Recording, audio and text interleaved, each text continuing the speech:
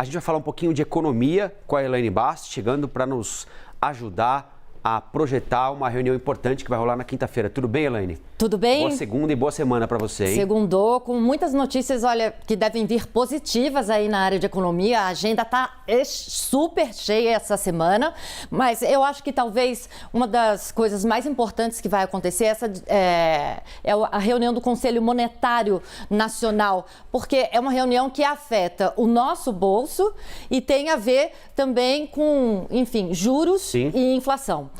A reunião do Conselho Monetário Nacional, quem faz parte dela é o ministro da Fazenda, no caso Fernando Haddad, ministro do Planejamento, no caso a nossa ministra Simone Tebet, e o presidente do Banco Central, Roberto Campos Neto. É uma reunião que acontece todos os anos para definir a meta de inflação de 3 anos para frente. Então, a meta de 2024 e 2025 já estão definidas, eles vão discutir a meta de 2026, para ver em que patamar ela pode ficar. Qual que é a importância de ter essa reunião, né? A importância é você ter uma previsibilidade na economia, uma certa estabilidade quando você olha o futuro. Isso é importante para estimular investimento, né? Porque o empresário investe hoje, mas ele tem que ter uma ideia do que vai acontecer lá na frente. Lembra, na época da hiperinflação, a gente não conseguia prever nem o dia seguinte. Estava citando aqui agora há pouquinho a Argentina, né?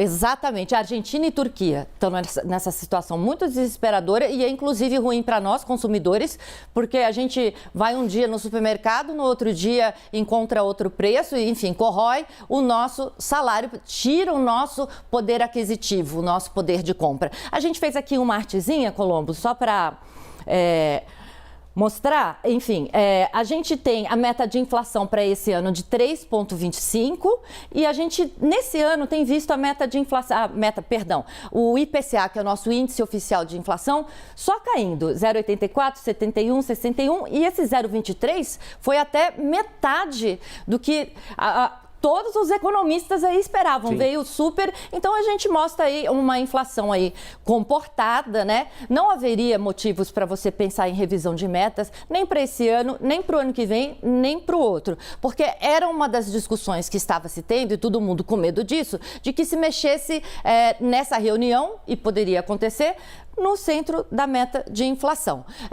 Mas isso não vai acontecer. O que deve acontecer? A conversa que deve acontecer, que já é uma bola já cantada pelo ministro da Fazenda, Fernando Haddad, o mercado todo já fala nisso, inclusive, que é a mudança do nosso sistema de meta de inflação. A gente fez uma outra artezinha para explicar como que é hoje e o que se espera aí do que vai ficar. Então, hoje a gente tem uma meta que chama ano calendário. 2023, como eu disse, está 3,25% no ano.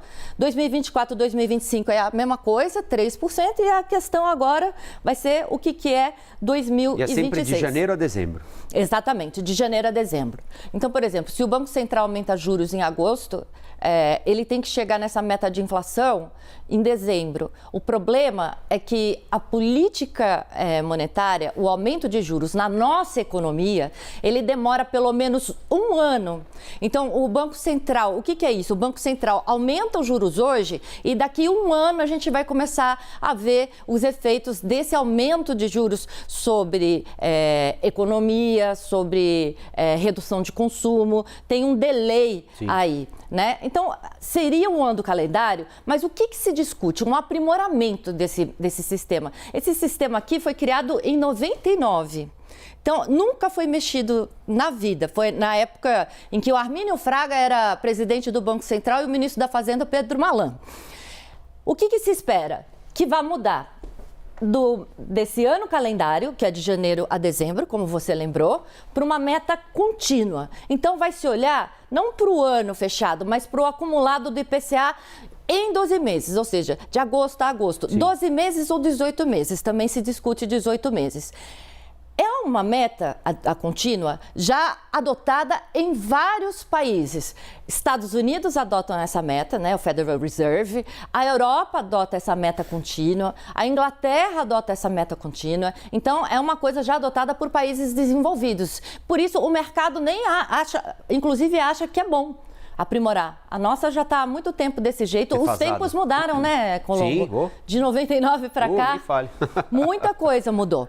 Aí, enfim, os benefícios dessa mudança, quais seriam?